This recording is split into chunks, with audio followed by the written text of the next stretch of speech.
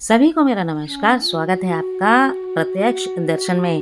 हमारा यह प्रयास है कि भारत के विभिन्न ऐतिहासिक और प्रसिद्ध मंदिरों के आप घर बैठे ही हमारे चैनल के माध्यम से प्रत्यक्ष दर्शन कर सकें और उनकी पूरी जानकारी भी आपको हम इस चैनल के माध्यम से दे सकें। इसी प्रयास को आगे बढ़ाते हुए आज हम आपको लेके चलेंगे कानपुर नगर के शिवालय क्षेत्र में स्थित महाराज प्रयाग नारायण मंदिर, जिसे बैकुंठ धाम या श्री बैकुंठ मंदिर के नाम से भी जाना जाता है। यह है शिवालय बाजार का मंगल द्वार। मंगल द्वार में प्रवेश करते ही आपको दाहिनी तरफ भव्य दर्शन होते हैं हनुमान जी के। शिवालय मार्केट के प्रवेश द्वार पे ही हनुमान जी का यह बहुत ही सुंदर मंदिर है। ये है कानपुर की शिवालय मार्केट। शिवालय या शिवालय? शिवालय मार्केट में ही बहुत सारे छोटे बड़े मंदिर हैं। यह जो आप देख रहे हैं यह है राधा कृष्ण मंदिर का प्रवेश द्वार जो अभी बन रहा है।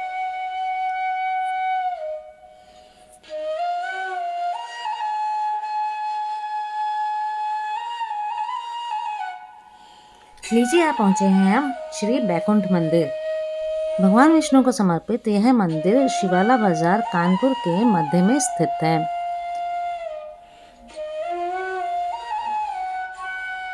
यह है इसका प्रवेश द्वार। अद्भुत बात यह है कि इस मंदिर में प्रवेश करते ही आपको एक अलौकिक शांति का अनुभव होता है। आश्चर्य की बात है कि जब आप मंदिर परिसर में प्रवेश करते हैं तो आपको बाजार की शोर शराबे की आवाज नहीं आती। मंदिर परिसर में गर्भगृह द्वार के बिल्कुल सामने विराजमान है महाराज गरुड़ जी, जो कि भगवान विष्णु के वाहन भी माने जाते हैं।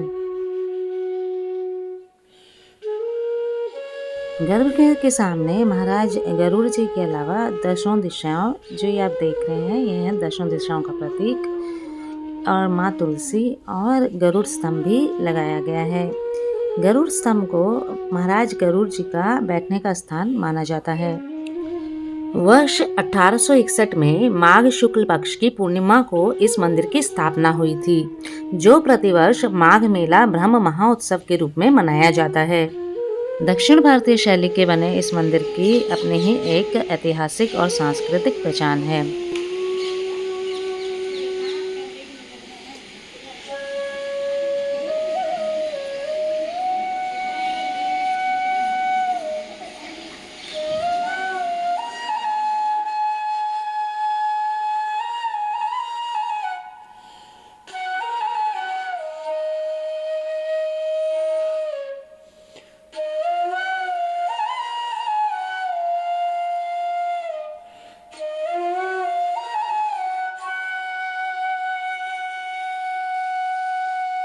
यह गरुड़ स्तंभ लगभग 56 फीट ऊंचा है। अब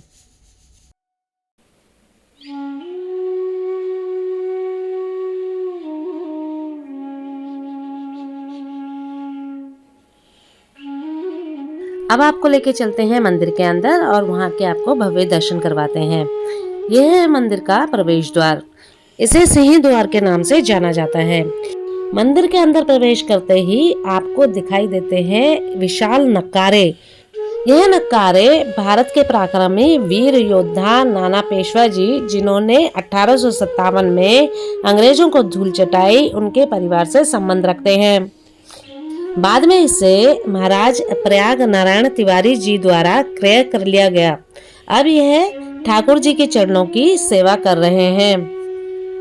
मंदिर के अंदर बहुत सारी ऐतिहासिक चीजें हैं और कलाकृतियां हैं, जिनके बारे में अगर हम बताने लगे तो यह वीडियो बहुत लंबी हो जाएगी। इस विशालकाय मंदिर का निर्माण लगभग 14 वर्षों में पूरा हुआ था। 19वीं शताब्दी का यह दक्षिण भारतीय शैली का बना मंदिर उत्तर भारत में इकलौता मंदिर है। मंदिर की प्राण प्रतिष्ठा के समय दक्षिण भारत से 1100 आचार्यों को बुलाया गया, जिन्होंने मंत्रोच्चारण के बीच मंदिर में पूजन अभिषेक किया। मंदिर अपने अद्भुत कला शैली के लिए देश विदेश में चर्चित है।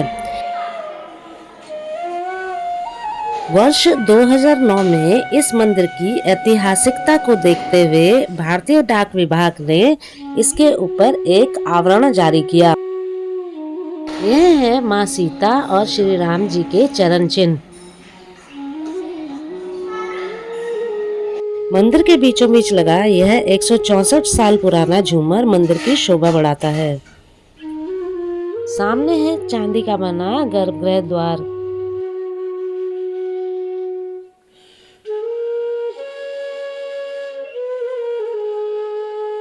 यहाँ प्रज्वलित है अखंड ज्योत जो 164 वर्षों से जल रही है।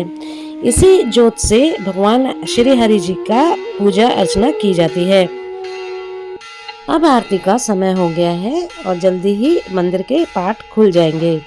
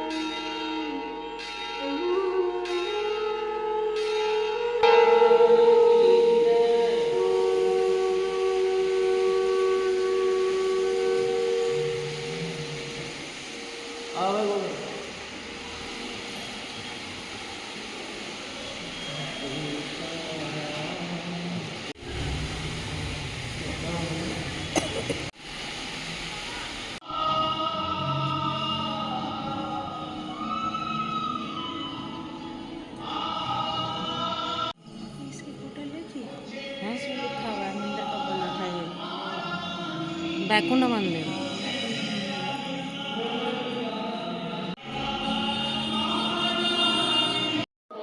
कानपुर में श्री बैकुंठ मंदिर में जहाँ पे हम लक्ष्मी नारायण भगवान जी के मंदिर में आए।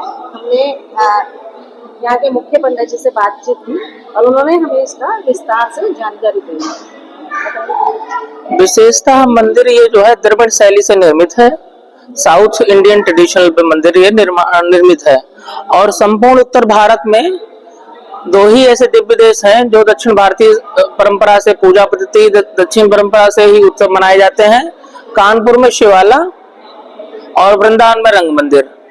तो अपना जो ये मंदिर शिवाला है इसका मुख्यतः नाम जो है वो प्रचलन में नाम जो है महाराज प्रयाग नारायण मंदिर शिवाला कानपुर करके है। और यहाँ पर भगवान लक्ष्मी नारायण के विग्रह जो है धातु के विराजमान है। आपके सन्मुख में हमारे यहाँ लक्ष्मी नारायण जी हैं एवं श्री देवी, भूदेवी और नीला देवी। नारायण के साथ में 3 लक्ष्मियां यहाँ विराजमान है। अपने यहाँ सन्मुख गर्भगृह में 3 लक्ष्मी विराजमान है, श्री देवी, भूदेवी और नीला देवी। भगवान नारायण के साथ में लक्ष्मी जी, भगवान श्री राम के साथ में सीता जी, भूदेवी और नीला देवी मतलब नारायण के ही अंशावतार भगवान श्री कृष्ण हैं। तो नीला देवी, तो श्री देवी, भूदेवी और नीला देवी मुख्यतः इसी नाम से जाना जाते हैं। और सबसे अंतिम में भगवान के जो आयुध है श्री सुदर्शन चक्र जो है वो अपने यहाँ श्री विग्रह मूर्ति रूप में भी यहाँ विराजमान है। सुदर्शन भगवान सबसे अंतिम में, उनके नीचे सबसे अंतिम में श्री शालिग्राम भगवान है जो अभी ढके हुए रखे हैं, दिखाई दे रहे होंगे आपको। हाँ, वो जो है सर्दी की वजह से ये जो बाल स्वरूप है शालिग्राम भगवान का इनकी जब पूजा होती है, आरती होती, सेवा होती, तब इनको खोल देते हैं, बाकी इनको जो है ढक करके ही रखते हैं। हाँ, जो उनको ठंड ना लगे भगवान को। उनके बगल में तिरुपति बालाजी वेंकटेश भगवान है, जिनके दर्शन को, हाँ, नीचे की तरफ शालिग्राम के ही बगल में तिरुपति बालाजी हैं, जिनके दर्शन वो साउथ में करते हैं। और उनके बगल में भगवान के श्री षटकोप श्री चरण है, जो आशीर्वाद स्वरूप सर पर रखे जाते हैं, श्री षटकोप। और उनके बगल में छोटे से शालिग्राम और उनपे नेत्र लगे हुए भक्त वत्सल नारायण है। इन्हीं के नाम पे संपूर्ण शिवाला ट्रस्ट है, भक्त वत्सल नारायण। हाँ, और सबसे अंतिम से सेकंड नंबर पे रंगनाथ और गोदामा जी हैं, जिनके दर्शन हम लोग साउथ में श्री रंगम में करते हैं, रंगनाथ और गोदामा जी का।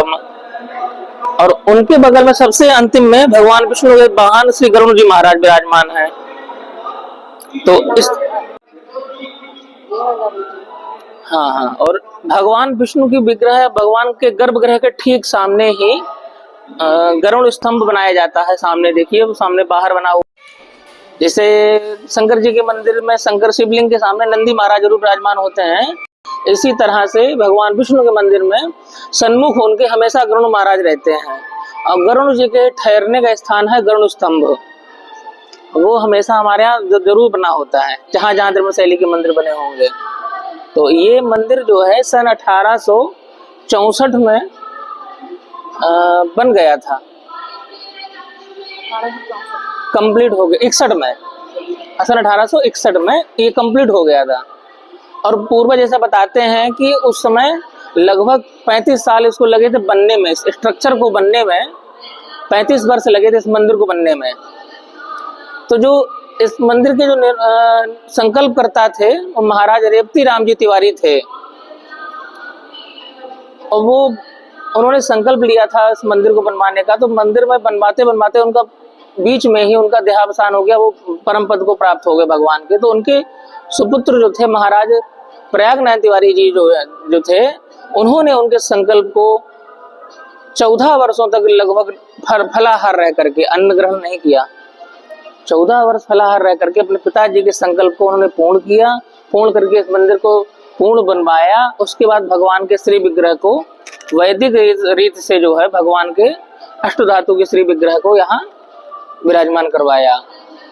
तो इस मंदिर को लगभग 164 वर्ष हो गए सेवा पूजा होते हुए।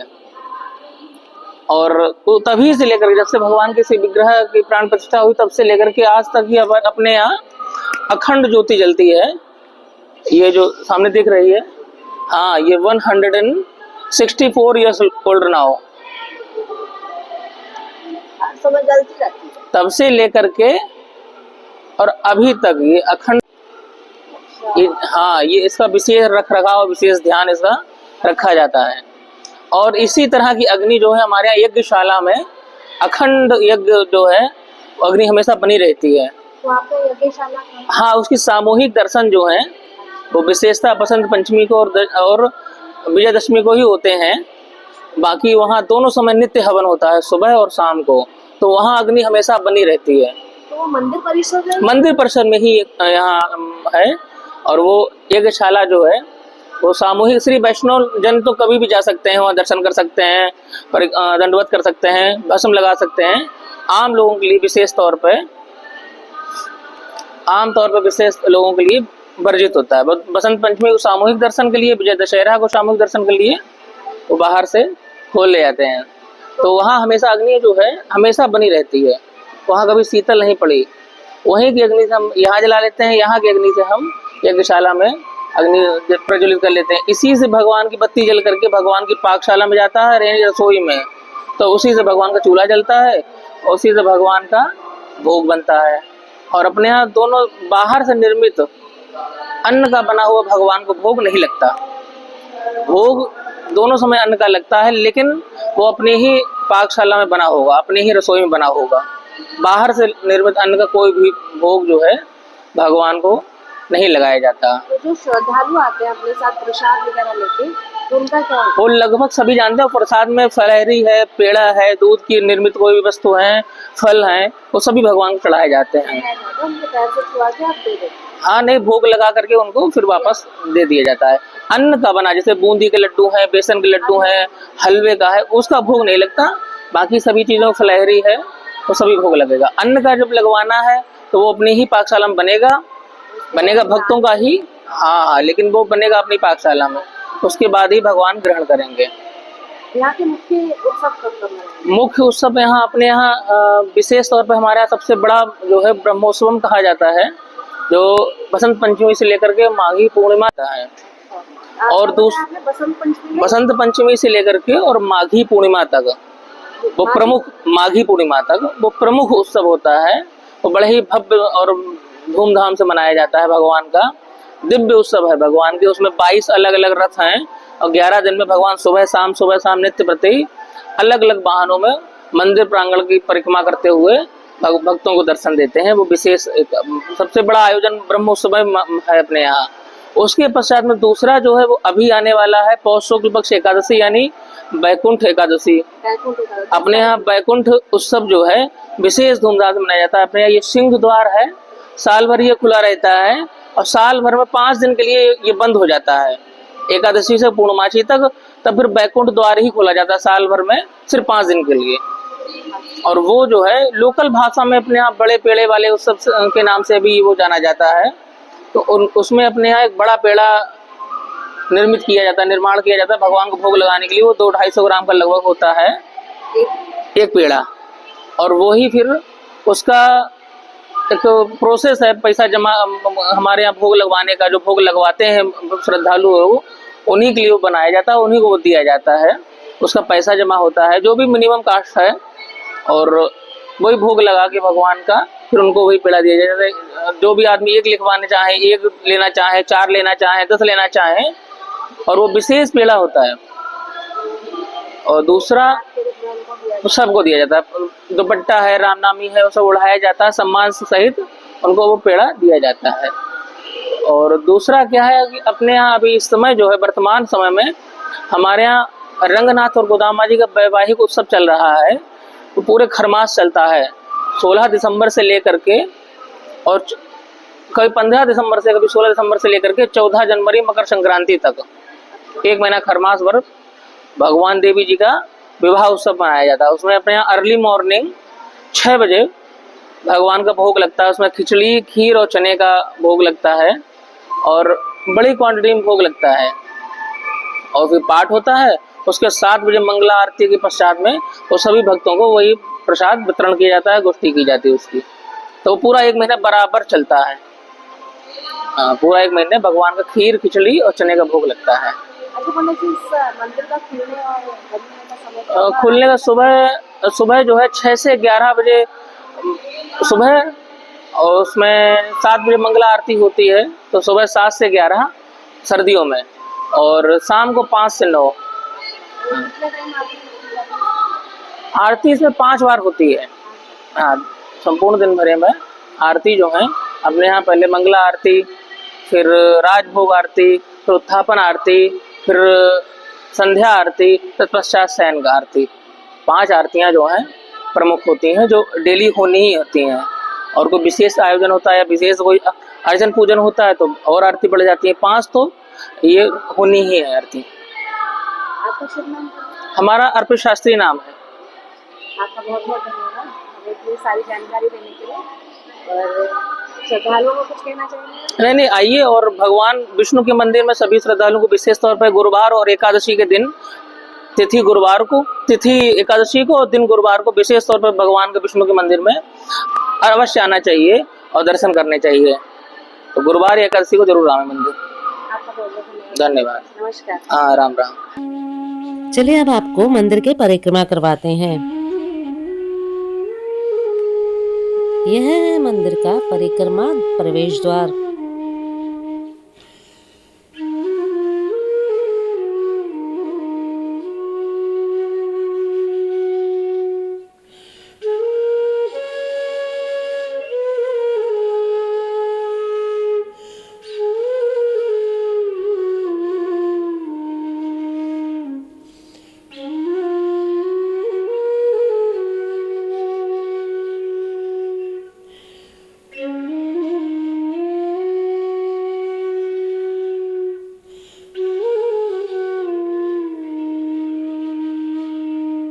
कानपुर के शिवाला क्षेत्र में स्थित इस मंदिर में आप उत्तर और दक्षिण भारत की संस्कृति के सात्विक मेल के दर्शन कर सकते हैं। आशा है आपको वीडियो पसंद आई होगी। चैनल को लाइक करें, शेयर करें, सब्सक्राइब जरूर करें। आज के लिए इतना ही। सभी को मेरा नमस्कार।